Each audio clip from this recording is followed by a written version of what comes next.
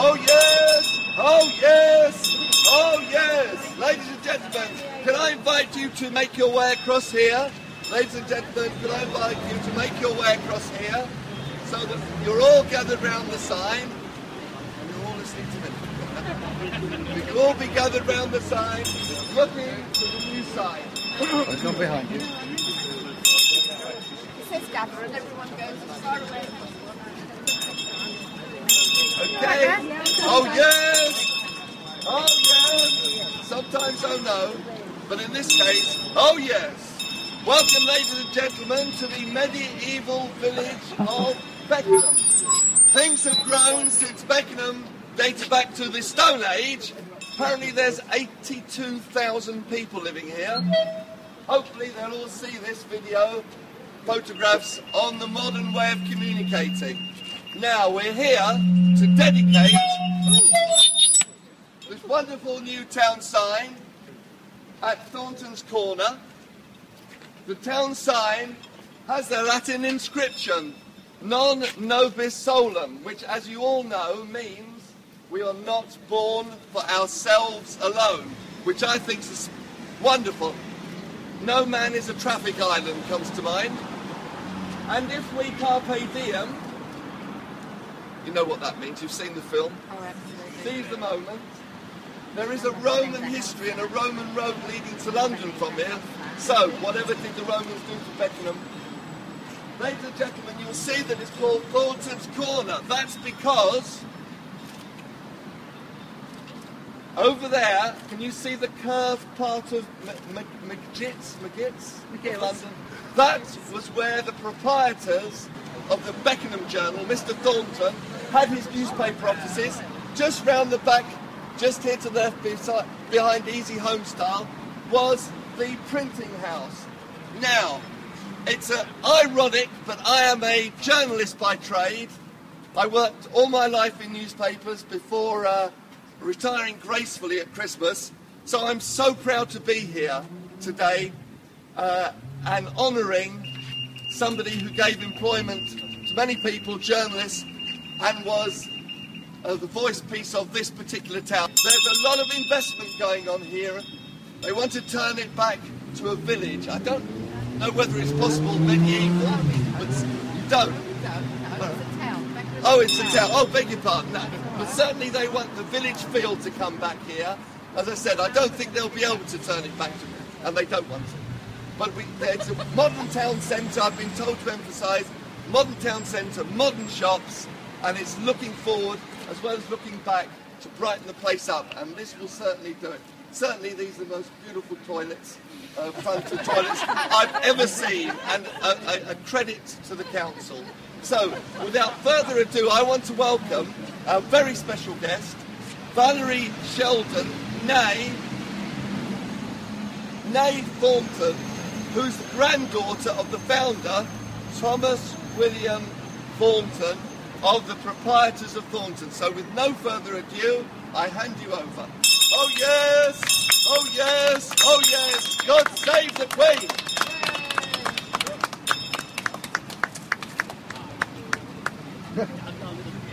Ladies and gentlemen, before we finally do the formal honours, or Valerie does for us, can I just say that as far as the council is concerned, I happen to be responsible for town centres throughout the borough.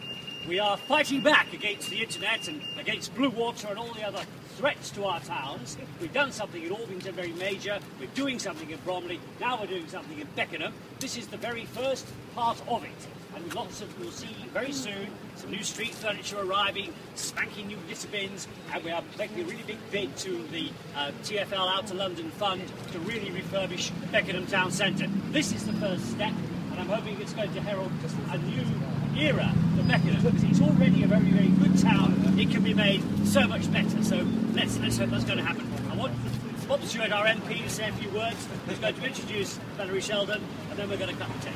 Bob. Can you hear me? Yeah. Good, I don't need a microphone. No. Fabulous day for it. I don't need your microphone. I'm Bob Stewart, I'm the MP for Beckenham, so this is my hometown. So it's very important. And I just really want to say very little let Valerie say a few words about her granddad. But all I will say is thank you so much to those people that have been involved in trying to spruce up our town centre. It's looking much nicer. I agree. I must go and spend a penny in there. It's just well worth the walk in. Okay? And I thank the council for keeping the lavatories open. And long may that happen.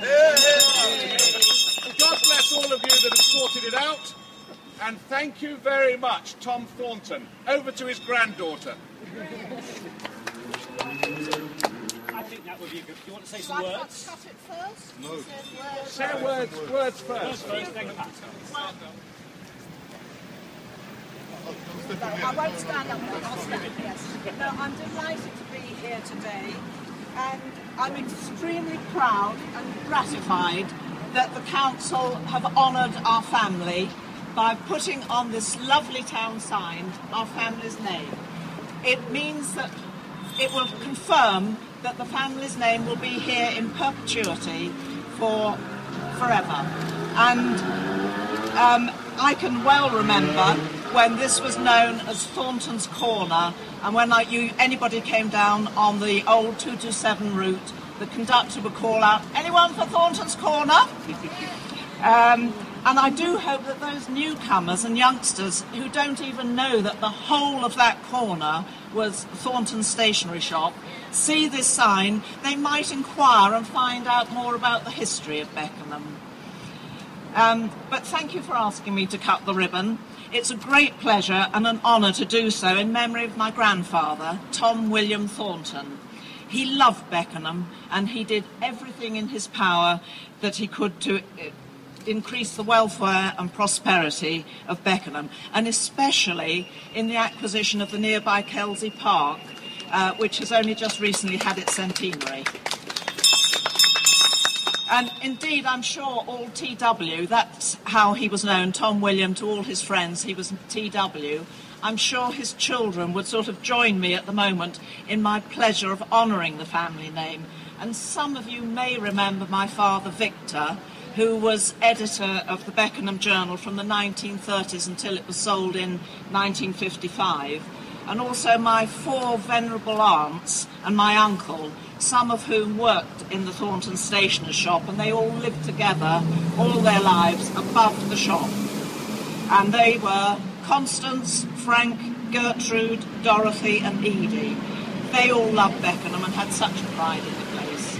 So once again, thank you for inviting me to cut this ribbon in my grandfather's memory.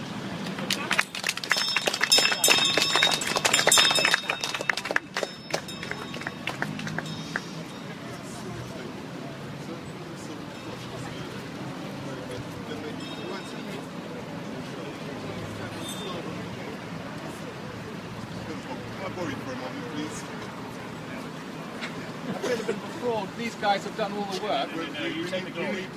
MPs love getting in on the act. I don't want to.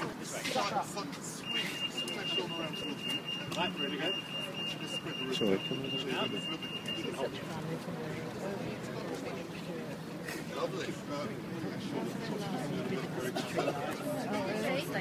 We have Cheryl in as town centre manager. Come on, Cheryl. Oh, and Aisha. We went for a drink. I went for a drink in France. We're playing a separate one. Just so kind.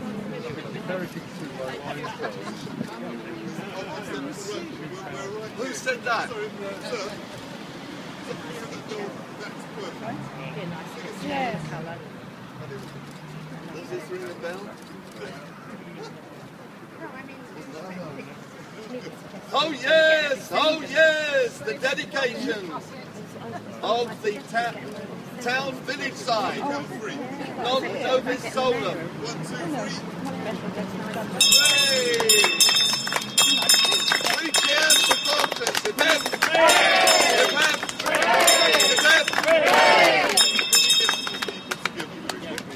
Tom William Thornton. who's the proprietor of the Beckenham Journal, but let's start from the beginning. As a young man, he lived in West Norwood, and he walked every day from West Norwood to Beckenham, and he worked for a firm called Halifax and Company that had a shop right on the corner of Beckenham High Street.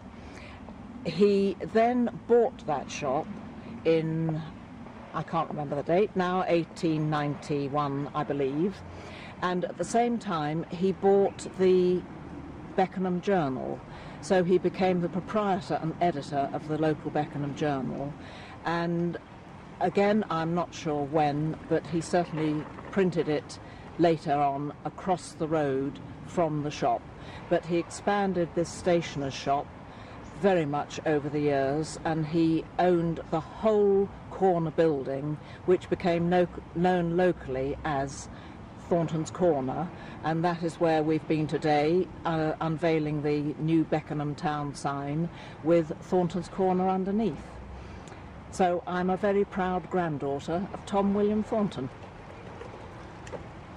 Valerie, tell us a bit about your young life here. You were born in Beckenham. I was born in Beckenham, brought up here, went to school at the local Beckenham Girls' Grammar School.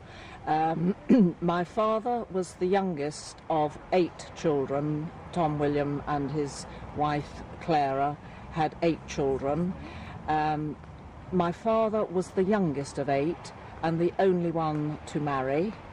So I had 4 venerable aunts, maiden aunts, and 1 bachelor uncle who were very much part of my childhood and very much loved by us all. Most of them worked in the stationer's shop. One of my aunts was more, she looked after the household of the family, and she was a nurse during the war. And the other aunt, who didn't work in the shop, she had a certain amount of ill health. But my father, my father Victor, he became editor and proprietor of the Beckenham Journal when his father died, and he continued in that position until we sold the paper in 1955 to the Kentish Times. Tell me a bit about your memories of the newspaper. You had no leanings then towards journalism. Oh yes, when I was a youngster, I certainly thought I would keep on the family tradition and become a journalist, but no, it was never to be. Why not? You're a grammar school girl, you had the education. Yes, but it was a family newspaper until it was sold in 1955, so I was still only a youngster then, and once the paper had been sold, the interest of working for the family newspaper disappeared.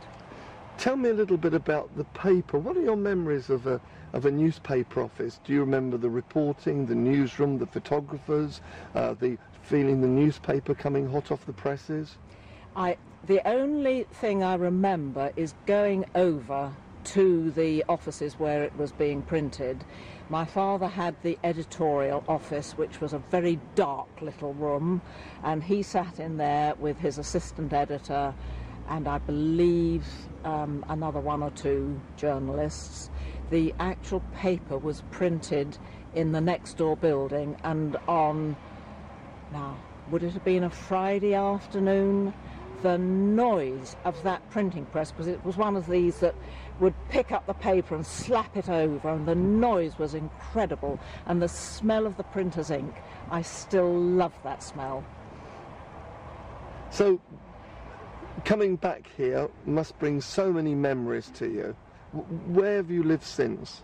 I now live down in Poole in Dorset. My father died quite young, and my mother moved down to Poole back in 1968, I believe. And we've always had many connections with Poole, and when we retired, we decided that's where we would retire to. Was your father editor at point of it being sold? Oh yes, yes, definitely. And he died young? Yes. Was he in any way heartbroken of losing the business? Was that a trigger to him? No trigger at all, no trigger at all. But Yes, I think it was a shame that when the paper was sold, but it coincided with the trade union problems in the 1950s with the journalists, and that leads on to a particular time, 1952-53, when all his faithful journalists and even the what do they call him, the printing manager, none of them were allowed to work for my father because it was a private concern. The Journal was a private newspaper, so my father literally produced that paper single-handedly. He would do the reporting, he would write up all the reports, he would then set it all in the linotype, and he would then print it, setting up those machines all by himself. He did the whole thing by himself, and that must have gone on for nearly a year. Your mother must have been close to a breakdown. Don't remember that, I was still quite young then. Oh, lovely. What has it meant to you to come back today? A great deal. I really am so proud and really honoured that the council have thought to put Thornton's Corner up on the town sign, so that it really means that for the rest of time, in perpetuity, Thornton's Corner, which was the popular name of that part of Beckenham, it will always be there. We're sitting here in beautiful Kelsey Park, which 100 years ago, my grandfather, Tom William Thornton, he did so much to encourage the council to buy this park and keep it in perpetuity, again, for the public. It was going to be built on, and can you imagine this lovely park with houses all over it? It really is one of the best parks of Beckenham, and I've always been told one of the best parks in southeast England. I understand there's a plaque which mentions my grandfather. Your grandfather. Yes, Tell me about that. That's up by the gates. And again, when that was unveiled, my mother came up from Poole, I came up from Poole, and we were there at the unveiling, and that just commemorates how much my grandfather did in the acquisition of the park. And he ran a great campaign back in 1911, 1912, he fought for this land to be kept as a park instead of being built on and used for local housing. Sadly, there is no Beckenham Journal. No, Beckenham Journal has gone. Who's flying the flag for democracy here? I've no idea. The Beckenham website, I hope, and the Beckenham Historical Society.